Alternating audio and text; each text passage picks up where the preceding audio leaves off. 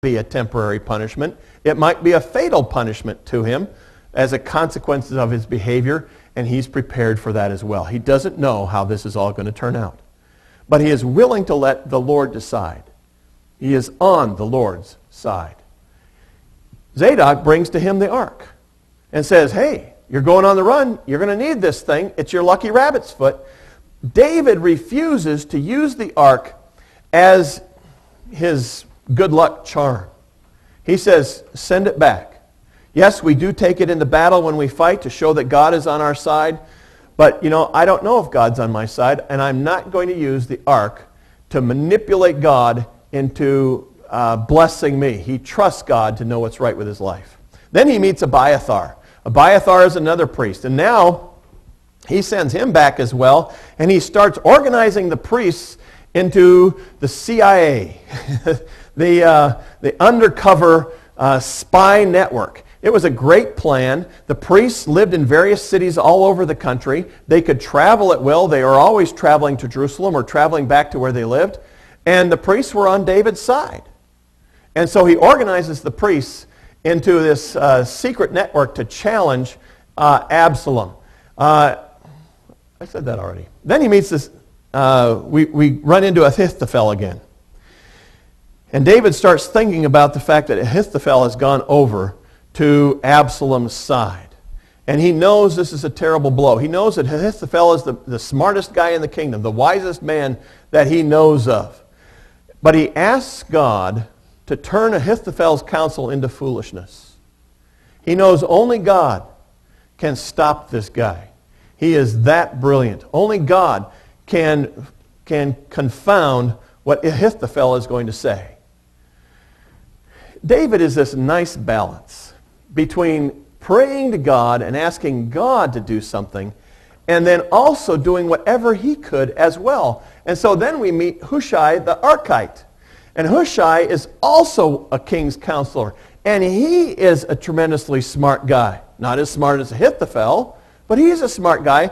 And David sends Hushai back to Absalom to try and confound the advice of Ahithophel.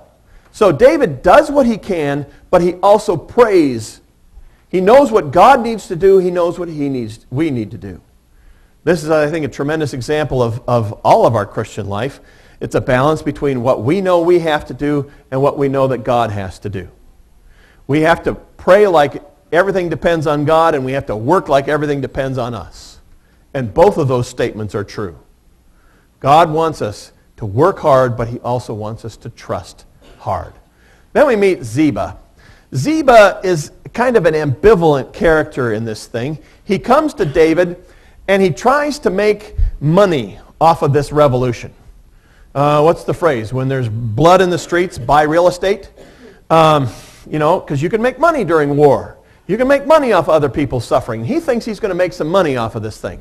So he comes running to David and says, oh, Mephibosheth went over to Absalom. Now Mephibosheth, if you remember, was Saul's grandson. And Mephibosheth was under David's protection.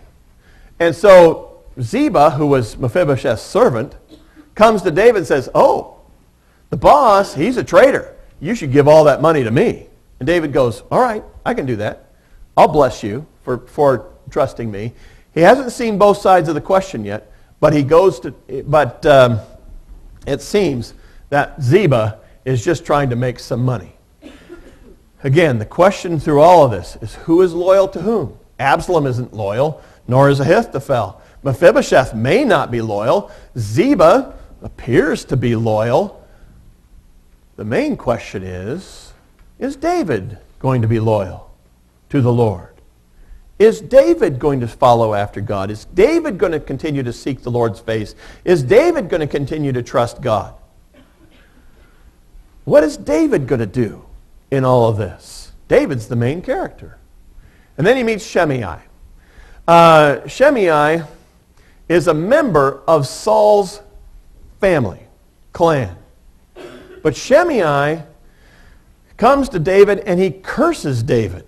He stands up on a hill as David is riding out of town. He yells at them. He curses at them. He throws rocks at them. And David's men are saying, let's kill this guy. Excuse me. Thunder. It's really raining now. David says, David's men say, let's kill this guy. But David is still loyal to Saul. Shimei thinks that David deserves to be cursed for what he did to Saul. But David knows that this is not the time for violence. Perhaps this curse is from God itself, and he remains loyal to Saul. He knows Saul is the Lord's anointed. He's not going to touch Saul. He's not going to touch Saul's children or anybody related to him. He's not going to argue against anything that goes with Saul. He remains loyal to Saul and to God's will. Is David going to remain loyal? He shows it in not attacking Shimei. So then we come to Ahithophel's advice, the centerpiece of this story, the conflict that is going on. Who is loyal to God? Who is not loyal to God? Ahithophel was going against God's anointed. Ahithophel, we're told in verse 15 of chapter 16, that Ahithophel was with Absalom. That's a phrase we've seen throughout the books of 1 and 2 Samuel, only it was always God is with David. The Lord is with David. And now we see somebody that's going up against God, and it is Ahithophel was with David. It says in verse 23 that talking to Ahithophel was like talking to God. Like you were asking God himself. He was that wise. But here we see a man who has tremendous insight, but he is not doing what God requires, what God asks of him. Who is on the Lord's side? Ahithophel, the smartest guy in the entire country, was not. He had thrown himself in against the Lord. And so Hushai, remember him, the Archite, comes and pledges allegiance to Absalom, or so it looks. He comes and says, "Long live the king," which was like saying, "Yes, I'm on your side."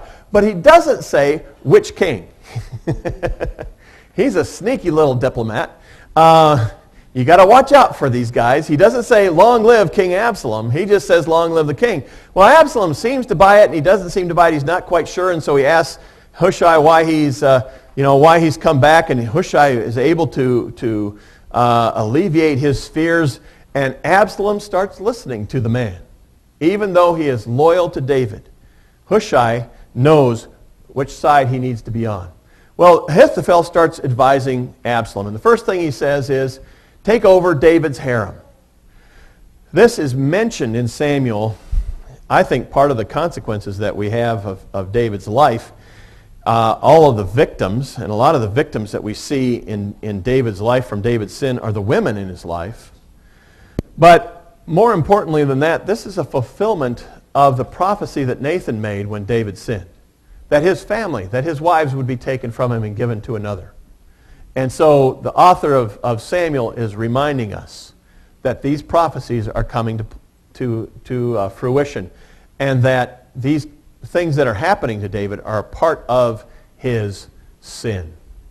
Now, Ahithophel then advises Absalom to strike while the iron is hot, basically. Go after David now. He's on the run. He hasn't prepared. He's not doing much. He's not ready. Go get him now. Besides, if you kill David now, you'll only kill him. You won't have to kill an army of people. It'll be bloodless except for David, and everybody will serve you, and everybody will be happy. They won't be mad because you killed their cousin or their brother or their dad. And so, but Hushai then recommends, no, look before you leap. Now, both of these are good pieces of advice. You have to know when to apply them. I don't know what this guy's doing, but it doesn't look good. Look before you leap. Hushai recommends that Absalom wait. He says, David is a great fighter. David's got a guerrilla army. He knows what he's doing. You can't go up against him unprepared. And so Hushai wins the day.